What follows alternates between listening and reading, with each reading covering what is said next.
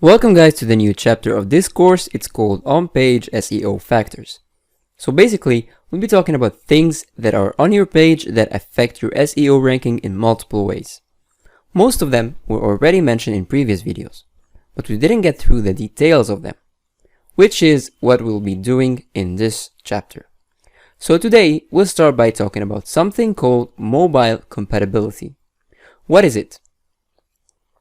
So mobile compatibility is a way of measuring whether your website is compatible with mobile devices or it just works on your computer device, but isn't really going well with other mobile phones. So again, it's a way of telling whether your website is well functioning on mobile devices or not. Now, why would you think that something like this can be important? Mobile compatibility could be important for so many reasons. I mean, just think about it. Billions of people own mobile devices and most of them are constantly using it throughout their day. And will also most probably do some internet browsing as well.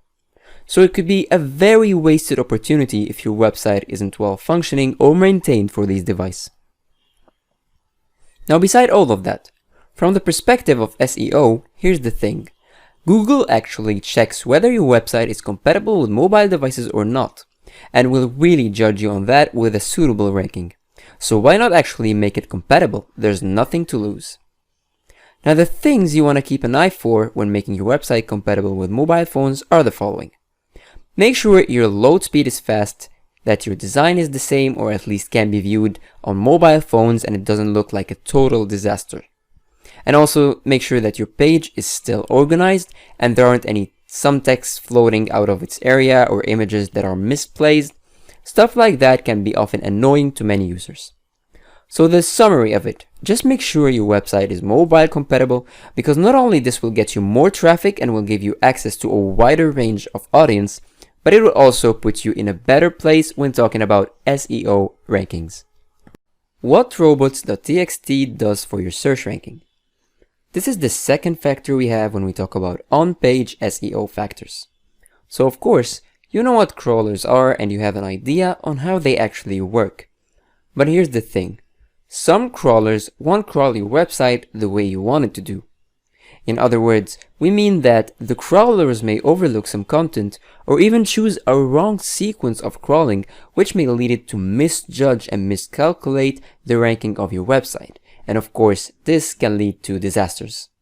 So when web developers found out that this issue was constantly existing with different people, they came up with one solution, the Robots.txt file. So what is that? Well, the Robots.txt file is just like any TXT file. It's a file that is a part of your website. You create that file by yourself and you put some instructions into it to guide the crawler or robot that is going to crawl your website so that you can crawl it properly. It's as if your program is to tell them the right crawling way of using your website. Why is it important? Now, the benefits of this file is that you can put some useful instructions into it, like telling the crawler which pages to crawl first and which pages to crawl later. Or for example, let's say you have a bad page or a bad influence on your website or even an unfinished page. You can also instruct the crawler in your file to not crawl that page. And that's why this file can be very useful when you want to guide the crawlers. And since the crawlers are the ones determining your ranking on search engines, in the end, there is no better way to guide them correctly through your page. You can say it's as if you're welcoming a guest in your house and you show them the different rooms and parts of it, but according to your needs, according to how you want it to be done. And that's really it. That's what the Robots.txt file is about. Hello to another video. Now today, we'll discuss something called a sitemap. A sitemap is a file placed in the roots of your server to facilitate the process of crawling your website for search engines. It's basically a list of all the pages of your website. So when you create it, you're basically telling the crawler, here are all the pages in my website.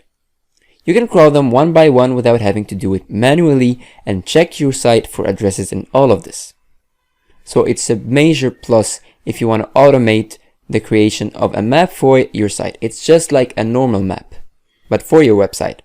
Now there are two ways to create a sitemap correctly. The first one is to write it by yourself. It's very simple. You just open a notepad file and you start writing some tags including your website. Just like this image right here from Wikipedia. Your sitemap should look something like this. Or you can choose the other way, which is to do it through a sitemap generator. And there are many of these services online available, and really the best thing is that they are free. So this can be very helpful if you want to automatically make a sitemap. Or if you don't trust these generators, you can still of course do it by yourself. It's not that complicated. And finally, some tools called Webmaster Tools, which we'll be dealing with later in our course, but you can submit this sitemap to your preferred search engines after creating them with one of these three methods. So really, all you have to do is just pick one method and create a sitemap for your website and then submit it to the search engine. So to conclude, sitemaps are very easy to create and they really help your crawlers, and that's something we want to do so we can be more eligible for better rankings if the crawler is happy with our page content. And plus, there's really nothing to lose at all when creating a sitemap for your website. It can even be useful for you to list all your pages and get a sense of how your website is all linked together. Thanks for watching. Don't forget to like and subscribe and go to technicforce.com for more tools and training.